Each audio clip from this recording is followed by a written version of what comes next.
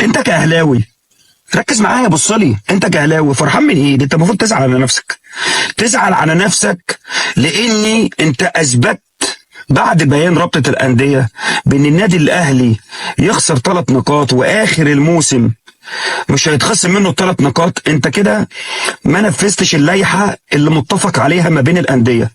فانت تزعل ان كل البطولات اللي انت واخدها، بطولات الدوري والكاس، هي بطولات مشبوهة بكل المقاييس.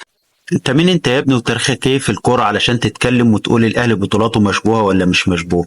مش انت اللي وفانا جراك انت واسلام جمال 3-1؟ هو ده تاريخك كله في الكوره.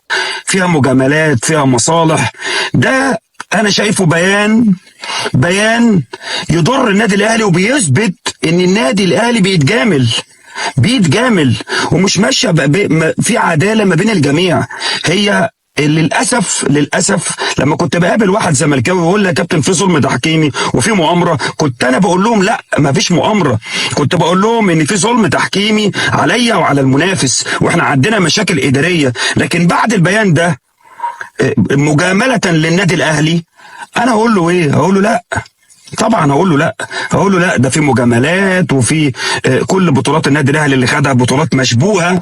البيان ده بيان بيوضح اداره